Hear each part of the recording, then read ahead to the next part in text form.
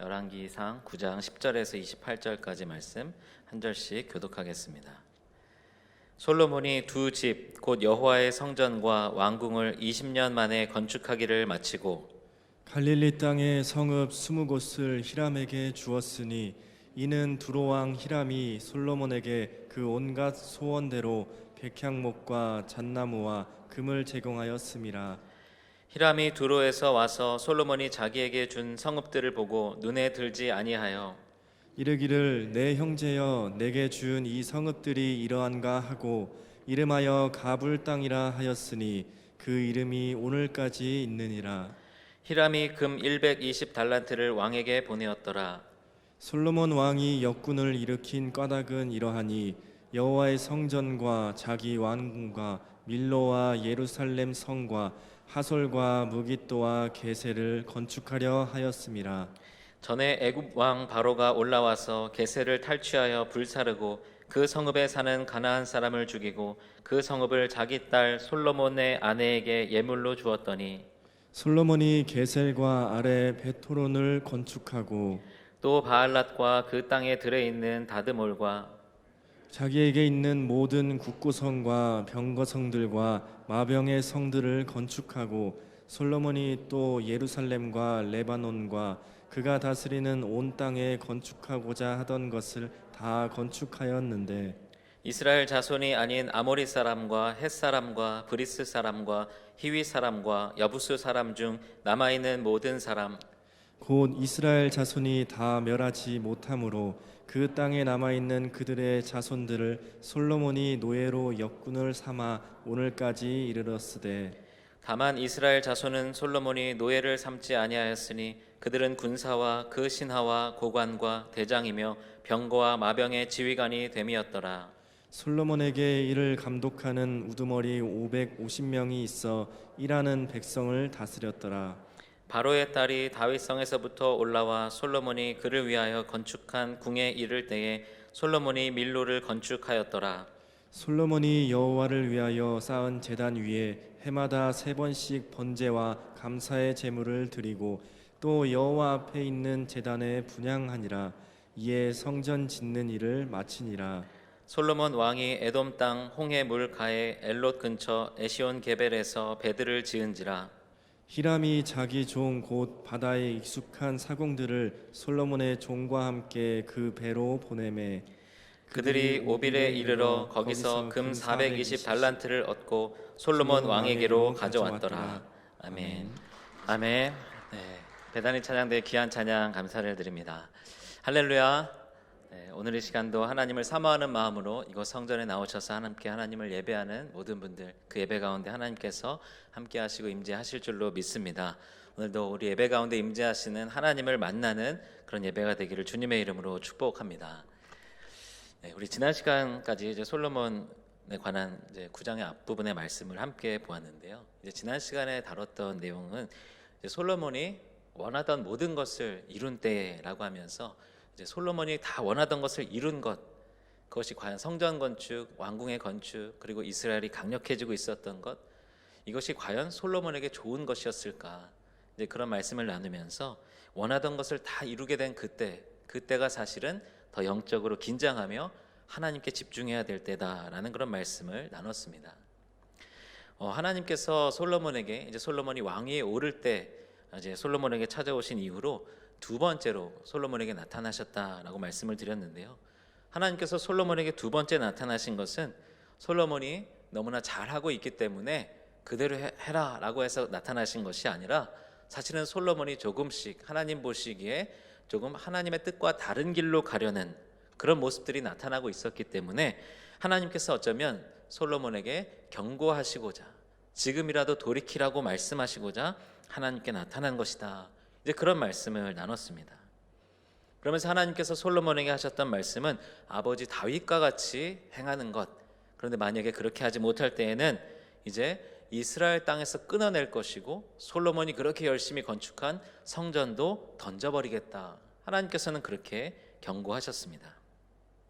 아버지 다윗과 같이 행하는 것이 다윗처럼 늘 하나님 앞에 기쁨으로 순종하는 것, 이것만이 아니라 때로는 다윗과 같이 하나님 앞에 큰 범죄를 하였어도 그때 즉시로 돌이키고 회개하는 것, 이것이 아버지 다윗과 같이 행하기를 원하시는 하나님의 마음이다. 이런 말씀도 지난 시간에 나눴습니다.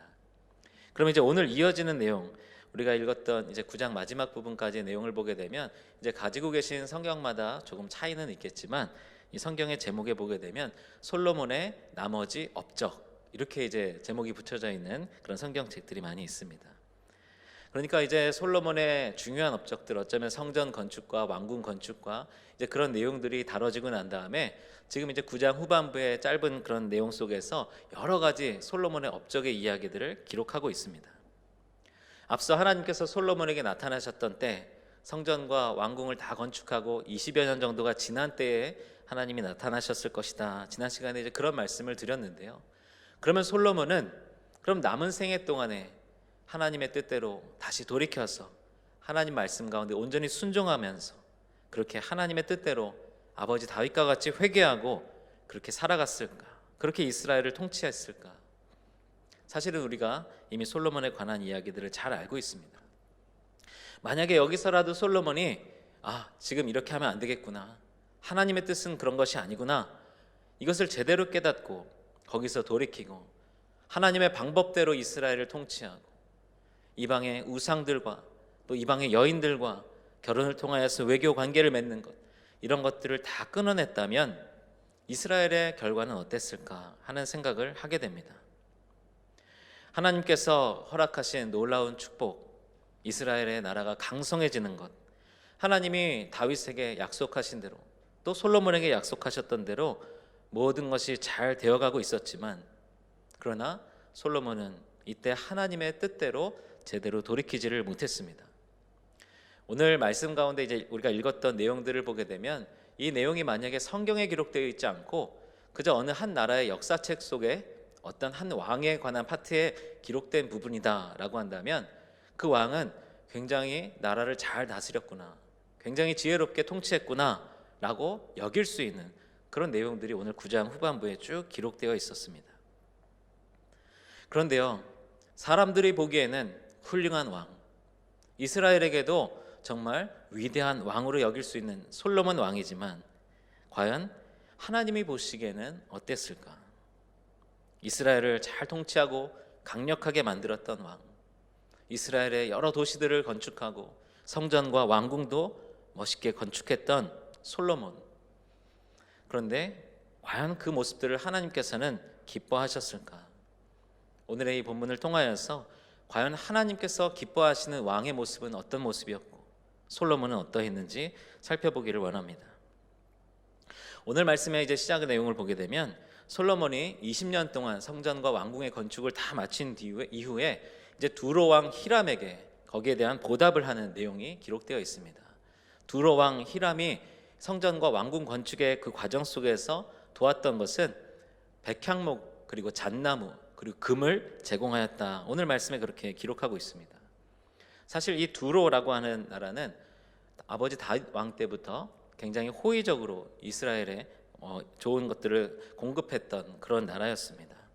그런데 사실 호의적으로 이스라엘과 친구 형제의 나라처럼 그렇게 보여지지만 사실상은 이스라엘의 속국과도 같은 그런 나라였습니다. 두로라고 하는 이 도시는 이제 성경에 나오는 단어로는 베니게, 이제 역사 속에는 페니키아라고 하는 나라의 항구 도시입니다. 그러니까 굉장히 이제 무역을 활발하게 했던 그런 항구 도시였는데요. 그런데 이 다윗 왕 때에 다윗과 호의적으로 지냈다고 하지만 사실은 다윗 왕 그리고 솔로몬 왕 때 이어지는 두로 왕의 히람의 역할은 무엇이었냐면 그 뭔가 건축이 있을 때 백향목과 같은 자재를 공급하고 그 다음에 그 건축을 할 사람들을 보내는 그런 역할들을 이 두로에서 했던 것입니다. 그래서 이 모든 건축을 마치고 난 다음에 솔로몬이 거기에 대한 보답으로 이제 오늘 말씀에서 보게 되면 갈릴리의 성읍 20곳을 두로 왕에게 주었다라고 그렇게 기록되어 있습니다. 사실 이 두로라고 하는 것은 이스라엘 지도를 보게 되면 갈릴리 북쪽에 위치한 곳입니다. 그리고 이 두로라고 하는 도시 자체도 사실은 여호수아 때에 아셀 지파에게 분배되었던 하나님께서 이스라엘 백성들에게 주시기로 약속한 땅이었지만 아셀 지파가 완전히 점령하지 못한 곳이 두로였습니다. 그런데 지금 그 갈릴리와 어떻게 보면 국경을 접하고 있는 그런 다른 나라, 다른 민족, 이 두로에게 지금 솔로몬이 우리 건축 그동안 오랫동안 하는 동안 수고했으니까 갈릴리의 성읍 20곳을 주겠다라고 하면서 주는 것입니다. 오늘 9장 12절 13절 말씀을 보게 되면 히람이 두로에서 와서 솔로몬이 자기에게 준 성읍들을 보고 눈에 들지 아니하여 이르기를 내 형제여 내게 준 이 성읍들이 이러한가 하고 이름하여 가불 땅이라 하였더니 그 이름이 오늘까지 있느니라. 쉽게 이야기하면 이제 솔로몬이 두로 왕 히람에게 우리 그 갈릴리 지역의 성읍 20곳 너희들에게 주겠다. 그러니까 이 히람 왕이 지금 그 땅이 어떤 땅인가라고 해서 당장 달려가서 그 성읍들을 살펴본 것입니다. 그런데 마음에 들지 않았습니다. 정확하게 솔로몬이 왜 히람에게 그 땅을 주었는지, 또 히람은 왜 마음에 들지 않았는지 성경에는 기록되어 있지 않습니다. 그러나 아마도 이 두로 왕 그 땅에는 농사를 지을 만한 그런 비옥한 땅이 없었는데요. 땅을 준다라고 해서 이 두로 왕 히람은 뭔가 이제 비옥한 그런 좋은 땅을 우리에게 주나 보다, 그런 좋은 성읍을 주나 보다 라고 하면서 찾아가서 보았지만 그 당시에 갈릴리 주변은 아직 개발되지 않은 척박한 땅이었던 것입니다. 그러니까 그 땅을 보고 지금 이 히람이 실망하여서 그 땅의 이름을 가불이다 라고 이름을 짓게 되는데요. 이 가불이라고 하는 뜻, 히브리어 원어를 보게 되면 사슬에 묶여있는 땅이라고 하는 그런 의미를 가지고 있습니다. 쉽게 말하면 쓸모없는 땅이다라는 것입니다. 그러니까 두로 왕 히람이 가서 보고 쓸모없는 땅, 이런 땅을 왜 주는가? 지금 너희들이 주는 땅이 이러한가?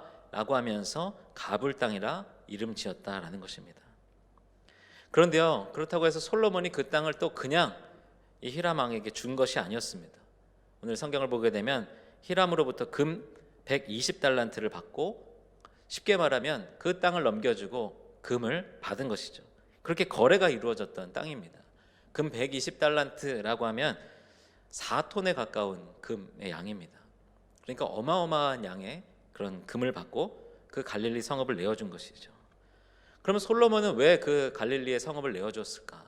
두로 왕 히람도 보고 이런 쓸모없는 땅을 주다니 라고 할 정도였는데, 지혜로운 솔로몬이 보기에는 어떻겠습니까? 그 땅은 지금 우리한테는 크게 필요 없는 땅이다 라고 여겼기 때문에 히람에게 주었던 것입니다. 그런데요, 그럼 여기서 이제 생각해 볼 것은, 과연 그 갈릴리 땅을 히람 왕에게 넘겨준 것, 이것이 이스라엘 왕 솔로몬이 한 행동으로서 옳은 것인가? 우리는 그것을 살펴봐야 합니다. 어쩌면 군사적으로는 갈릴리 지역이 이 두로와 접경을 하고 있는 국경 지역이기 때문에 더 내어줘서는 안 되는 땅입니다. 그런데 이제 물론 군사적인 것은 둘째 치더라도, 그리고 그 땅이 척박하고 잘 개발되지 않은 땅이라고 하는 것도 다 제하더라도, 과연 솔로몬에게 하나님께서 주신 이스라엘 땅, 그 성읍을 두로 왕에게 넘겨줄 만한 그런 권한이 있었던 것일까? 솔로몬이 지금 점점 이 통치의 기간이 지나가면서 어떻게 보면 하나님의 뜻과 멀어지면서, 그리고 강력한 그 국력을 가지게 되면서 솔로몬 안에서도 서서히 그 교만한 마음이 싹트고 있었던 것입니다. 하나님이 주셨던 땅, 엄연히 이스라엘에게 약속하신 땅, 솔로몬 개인의 땅이 아닌 그 갈릴리의 20곳의 성읍을 지금 120달란트를 받고 넘겨버린 것입니다. 어쩌면 국력이 강한 이스라엘이 그들의 속국이라고 할 수 있는 그 두로에게, 히람 왕에게 비싼 값을 받고 지금 보기에는 쓸모없는 땅처럼 여겨지는 그 땅을 넘긴 거래를 했던 것입니다. 그런데요, 성경에 보게 되면 레위기 25장 23절 말씀에 토지를 영구히 팔지 말 것은 토지는 다 내 것임이니라. 너희는 거류민이요 동거하는 자로서 나와 함께 있느니라. 하나님께서는 이스라엘 백성들에게 그 가나안 땅을 주시면서, 그 땅을 배분하여 주시면서 그 땅을 절대로 팔지 못하도록, 왜냐하면 그 땅의 소유는 하나님이시기 때문에 이스라엘 백성들은 그 땅에 거류하는 사람들이고 또 동거하는 자다라고 하나님께서 말씀해 주셨던 것입니다. 그런데 솔로몬은 하나님께 묻지도 않고, 그리고 그 땅의 가치도 제대로 생각하지 못한 채 이 두로 왕에게 땅을 넘겨준 것입니다. 그러니까 솔로몬이 큰 착각을 하고 있는 것이죠. 그 땅은 솔로몬의 땅도 아니고 이스라엘의 땅도 아니고 하나님의 땅이었기 때문입니다. 그런데요, 과연 그럼 이 갈릴리의 이 땅은 쓸모없는 땅이었을까요? 하나님께서 이스라엘 백성들을 가나안 땅으로 이끄실 때 그 가나안 땅을 우리가 어떻게 이야기합니까? 젖과 꿀이 흐르는 땅이다, 이렇게 성경에 나와 있는 표현대로 이야기합니다. 그러니까 하나님께서는 이스라엘 그 가나안 땅을 쓸모없는 땅이라고 생각하고 이스라엘 백성들에게 주신 것이 결코 아니었습니다. 물론 이제 성지 순례를 가게 되면 그 이스라엘 지역의 그 광야에 나가 보면 참 이런 척박한 땅이 있을까라고 여겨지는 그런 땅들이 참 많이 있습니다. 그러나 하나님께서 보시기에 그 땅은 이스라엘 백성들이 충분히 거할 만한, 그리고 이스라엘 백성들이 그곳에서 하나님의 은혜를 누리며 하나님을 예배하며 살아가기에 충분한 그런 은혜의 땅이었습니다. 그런데 두로 왕 히람이 이야기한 것, 쓸모없는 땅, 사슬에 묶인 땅, 가불이라고 하는 것, 이것은 두로 왕 히람이 말했다고 하지만 솔로몬도 그런 생각으로 그 땅이 그렇게 보였기 때문에 이 두로에게 넘겼던 것이 아닐까요? 하나님께서는 어떤 사람을 기뻐하실까? 과연 어떤 왕을 기뻐하셨을까? 하나님께서 주신 것, 그것의 가치를 아는 사람을 하나님께서는 기뻐하시는 줄로 믿습니다.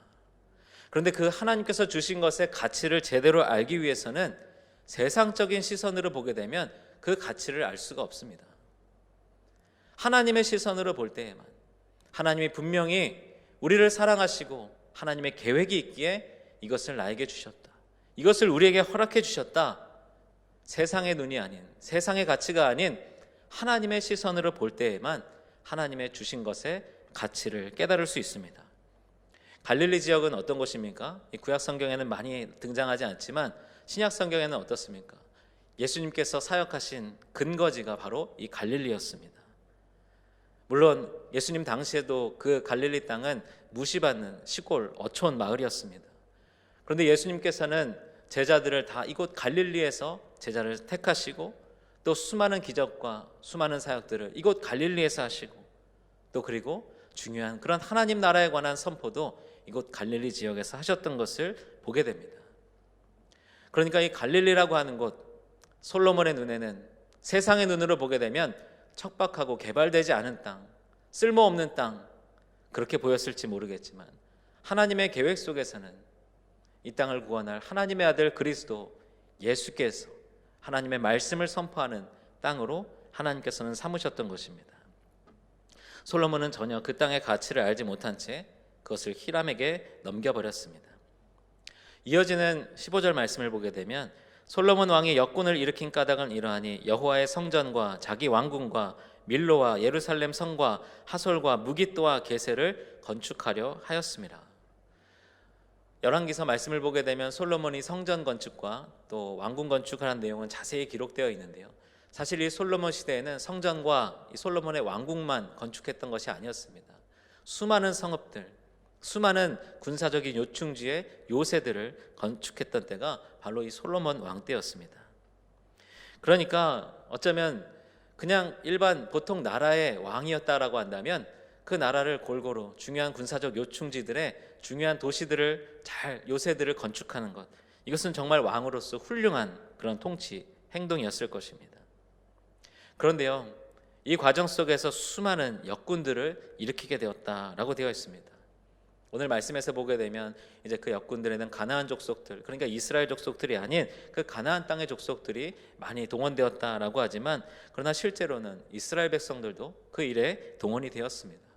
성전 건축과 왕궁 건축에 이스라엘 백성들이 20년 가까이 그 건축에 동원이 됐던 것입니다.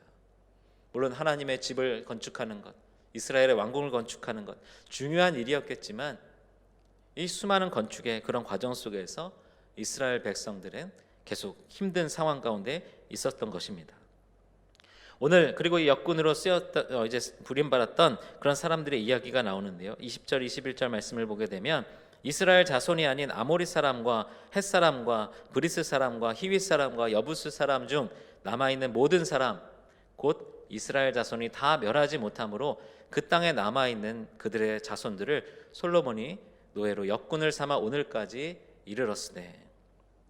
그러니까 이 솔로몬의 대규모 토목 사업, 건축 사업에 주로 동원됐던 사람들은 그 땅에 남겨져 있었던 가나안 족속들이었습니다.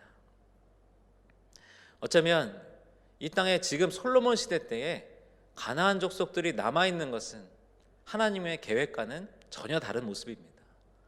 하나님께서 여호수아 때에 이제 그 가나안 땅을 들어가면서 어떻게 명령하셨습니까? 그 땅의 모든 것, 모든 사람들을 진멸하라고 하나님께서는 명령하셨습니다. 그런데 오늘 이 솔로몬 때의 모습을 보게 되면 지금 아까 읽어드렸던 그 말씀 내용처럼 수많은 가나안 족속들이 여전히 지금 이 솔로몬 때까지 그 땅에 살고 있었습니다. 그리고 이 솔로몬의 수많은 토목 사업, 건축 사업에 그런 동원될 정도로 수많은 사람들이, 그 가나안 족속들이 여전히 남아 있었던 것입니다. 하나님께서 분명히 명령하셨음에도 불구하고 왜 지금 이 가나안 족속들은 이때까지 남아 있었던 걸까요?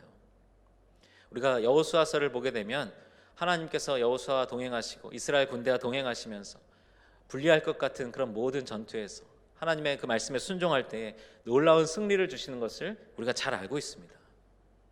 그런데 이제 여호수아서를 자세히 보게 되면 우리는 흔히 여호수아 때 이스라엘 백성들이 가나안 땅을 다 점령했다라고 생각하고 있습니다. 왜냐하면 땅이 다 분배되었기 때문입니다. 그러나 사실은 그 땅이 분배될 때조차도 이스라엘에 여전히 가나안 족속들이 이곳저곳에 많이 남아있는 것을 보게 됩니다. 그래서 여호수아도 그 땅을 분배하면서 각 지파마다 거기에 남겨져 있는 그 가나안 족속들을 점령하라, 진멸하라, 그렇게 이야기하면서 땅을 분배하고 있습니다. 그런데 그렇게 하지 못했습니다. 가장 중요한 이유는 그들과 전쟁을 하는 것, 계속 또 불편하게 그 전쟁의 상황 가운데 들어가는 것이 싫었기 때문입니다. 그리고 무엇보다도 광야에서의 긴 생활 동안 어떻게 보면 이제 그런 유목 생활을 했던 이스라엘 족속들이 이제 가나안 땅에 들어가면서 그 땅에 정착하여서 이제 농경 생활을 시작해야 하는데, 그 땅에서 그 농경 문화에 익숙했던 가나안 족속들, 이들에게 그 기술을 배우고 또 그들을 지금 이스라엘 세력들이 강할 때에 자신들의 노예로 삼아서 일을 시키고 부리는 것, 어떻게 보면 이스라엘 사람들에게 그 가나안 족속들이 남아있는 것이 편했기 때문에 자신들의 편리함을 따르다 보니 하나님의 말씀을 지키지 못했던 것입니다. 하나님께서 기뻐하시는 사람, 결국엔 내가 불편하더라도 하나님의 말씀을 따라서 살기 위해서 그 불편함을 감수하는 것. 어쩌면 솔로몬이 정말 이스라엘의 그런 많은 건축들을 하기를 원했다라고 한다면 먼저 하나님의 말씀대로 돌아가서 그 땅에 남겨져 있었던 가나안 족속들, 그것을 다 진멸하지 못했던 것, 이것을 돌아보면서 다시 돌이키는 그런 기회를 잡았어야 했는데 솔로몬은 그렇게 하지 못했습니다. 왜냐하면 솔로몬에게도 지금 이 노예와 같이 역군으로 부릴 가나안 이방 족속들이 필요했기 때문입니다. 우리 사랑하는 성도 여러분, 때로는 하나님께서 우리에게 불편함을 감수하더라도 하나님의 뜻대로 살기를, 하나님의 말씀을 따라 살기를 원하시는 것을 경험하게 됩니다. 성경을 통해서 보게 되면 사실은 그 큰 불편함을 감수했던 분, 바로 예수님이셨습니다. 엄청난 고난 가운데서도, 또 심지어 십자가에 죽임을 당하셔야 되는 그 상황 가운데서도 자신이 당하는 엄청난 고난과 그 불편함을 무릅쓰고 하나님의 말씀을 따라 순종하셨던 것입니다. 왜냐하면 그것이 하나님이 기뻐하시는, 하나님이 정하신 예수님의 역할이었기 때문이었습니다. 오늘 본문에서 보게 되면 이제 이런 말씀이 기록되어 있습니다. 24절 말씀에 바로의 딸이 다윗성에서부터 올라와 솔로몬이 그를 위하여 건축한 궁에 이를 때에 솔로몬이 밀로를 건축하였더라. 이 솔로몬의 이야기 속에서 계속 중간중간 이 바로의 딸에 관한 이야기들이 기록되어 있습니다. 오늘 이 열왕기서의 저자도 솔로몬의 나머지 업적들, 이것을 정리하면서 지금 바로의 딸이 지금 솔로몬이 건축한 궁에 들어갔다라고 하는 사실을 기록하면서 또 16절에도 이렇게 기록하고 있는데요. 전에 애굽 왕 바로가 올라와서 게셀을 탈취하여 불사르고 그 성읍에 사는 가나안 사람을 죽이고 그 성읍을 자기 딸 솔로몬의 아내에게 예물로 주었더니, 그러니까 이 16절의 말씀은 이것입니다. 지금 애굽 왕 바로가, 그러니까 애굽 군대가 지금 게셀이라고 하는 곳에 올라와서 그 땅을 차지하고 그 땅을 지금 솔로몬의 아내가 된 자신의 딸에게 예물로 선물로 주었다라는 것입니다. 그런데 이 게셀이라고 하는 땅도 사실은 이스라엘 백성들에게 하나님께서 약속해 주신 땅이었고, 사사기 1장 29절 말씀을 보게 되면 에브라임 지파에게 분배되었던 땅입니다. 그런데 이렇게 기록되어 있습니다. 에브라임이 게셀에 거주하는 가나안 족속을 쫓아내지 못하매 가나안 족속이 게셀에서 그들 중에 거주하였더라. 그러니까 하나님께서는 분명히 그들을 진멸하고 그들의 땅을 차지하고 그렇게 그 땅을 분배해 주셨는데, 그것이 두렵고 귀찮고 또 그들을 노예처럼 부리는 것이 편해지다 보니까 그 족속들을 그대로 두었던 것이고, 그리고 나중에 이스라엘 백성들이 아닌 애굽 왕 바로가 그 땅을 점령하고 자신의 딸에게 선물을 주는 이런 일이 벌어지고 말았던 것입니다. 그런데 이제 오늘의 이 내용을 쭉 보다 보면 솔로몬의 그런 나머지 업적들을 쭉 정리하면서 25절 말씀에는 이런 말씀이 기록되어 있습니다. 솔로몬이 여호와를 위하여 쌓은 제단 위에 해마다 3번씩 번제와 감사의 제물을 드리고 또 여호와 앞에 있는 제단에 분향하니라.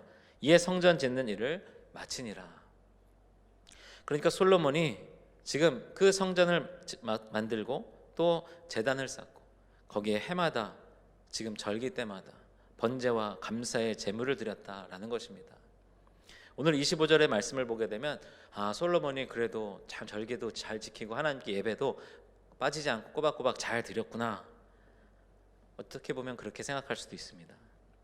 그런데 오늘 이 열왕기서의 저자는 이 솔로몬의 나머지 업적을 정리하면서 앞선 내용들, 어쩌면 솔로몬이 갈릴리 땅을 두로왕 히람에게 넘겨준 것, 그리고 솔로몬이 가나안 족속들을 다 내보내지 못하고 전멸하지 못하고 그냥 자신의 그 건축을 위하여서 역군으로 사용한 것, 그리고 그런 일들이 쭉 이어지는 가운데 오늘 지금 솔로몬이 해마다 매번 번제와 감사의 제물을 하나님께 드렸다라는 그 기록이 남겨져 있는 것을 보게 되면, 과연 이 솔로몬의 예배, 해마다 빠짐없이 매일의 그 통치의 과정과 자신의 그런 삶 가운데서는 자기의 마음대로 세상의 방법대로 하나님의 뜻대로 하지 않고 자기가 좋게 여기는 대로 행하고 있었던 솔로몬이 때마다 예배를 잘 드리는 모습, 과연 하나님이 이 모습을 어떻게 보셨을까? 오늘 이 말씀에 이어지는 내용을 보게 되면 26절부터 마지막 28절까지 말씀인데요, 솔로몬 왕이 에돔 땅 홍해 물가의 엘롯 근처 에시온게벨에서 배들을 지은지라. 히람이 자기 종 곧 바다에 익숙한 사공들을 솔로몬의 종과 함께 그 배로 보내매 그들이 오빌에 이르러 거기서 금 420달란트를 얻고 솔로몬 왕에게로 가져왔더라. 지금 솔로몬의 업적의 이야기들이 쭉 기록되어 있고 25절에 해마다 번제와 감사 제물을 하나님께 올렸다라는 말씀이 기록되고 다시 26절부터 28절까지 이어지는 내용은 지금 솔로몬이 이스라엘의 최남단 지역에 있는 에시온게벨이라고 하는 항구 도시에 지금 조선소를 만들고 배를 만들어서 그 배들로 지금 이 무역에 능한 두로왕 히람이 보낸 사람들을 통하여서 지금 오빌이라고 하는 곳에 가서 금을 가지고 왔다라는 것입니다. 420달란트라고 하는데요, 14톤이 넘는 금의 양이라고 하는데요, 어느 정도의 양인지 가늠조차도 되지 않는 그런 금의 양입니다. 지금 성전도 다 짓고 왕궁도 다 지었는데 솔로몬에게 왜 이렇게 많은 금이 필요했을까요? 하나님께서 기뻐하시는 사람, 하나님께서 기뻐하시고 기대하셨던 이스라엘의 왕의 모습은 어떻게든 좋은 무역항을 만들고 튼튼한 배들을 만들어서 이곳저곳에서 무역을 하고 좋은 금들을 많이 가지고 오는 것, 하나님이 그런 왕을 기뻐하시고 그런 왕을 기대하셨을까요? 그러면서 때마다 하나님께 나와서는 하나님께 번제와 감사의 제물을 드리는 솔로몬의 모습을 하나님은 어떻게 보셨을까요? 하나님께서 기뻐하시는 사람, 우리가 이제 교회로 보게 되면 주의를 잘 지키고 예배를 잘 드리는 사람, 예배를 안 빠지는 사람, 물론 하나님께서는 그런 사람들을 기뻐하실 것입니다.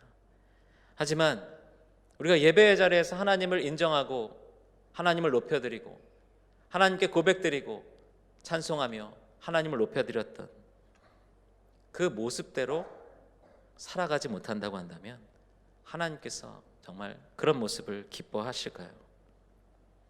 하나님께서 기뻐하시는 사람은 우리가 예배하는 가운데 인정했던 그 하나님을 우리의 삶의 자리에서도 인정하는 사람, 하나님께 찬송드리며 고백하며 하나님을 높여드렸던 우리의 선포대로 우리의 삶 가운데 그렇게 하나님을 높여드리며 살아가는 사람, 하나님께서는 그런 사람을 기뻐하시는 줄로 믿습니다. 우리 사랑하는 성도 여러분, 예배의 자리에 있는 것, 또 하나님이 주신 은혜를 누리는 것, 그리고 또 하나님이 또 우리에게 때로는 우리가 불편함을 감수하더라도 하나님의 말씀을 따라 사는 것, 하나님께서는 그것을 기뻐하시는 줄로 믿습니다.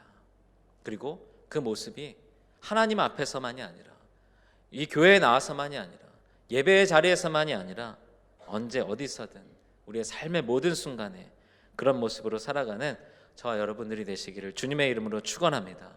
오늘 이 솔로몬의 나머지 업적 가운데서 우리가 반드시 기억해야 할 것은 과연 이 나머지 업적, 세상적으로 볼 때에는 훌륭한 왕이라고 할 수 있지만 하나님이 보시기에는 어땠을까? 그리고 이 말씀 가운데 우리가 함께 묵상하고 생각해 보기 원하는 것은, 그렇다고 한다면 나의 모습, 지금 나의 삶, 그리고 하나님께서는 나를 어떻게 바라보고 계실까? 오늘 그것을 돌아보면서 생각하면서 오늘 우리의 삶의 모든 순간이 하나님께서 기뻐하시는 삶이 되시기를 주님의 이름으로 축원합니다.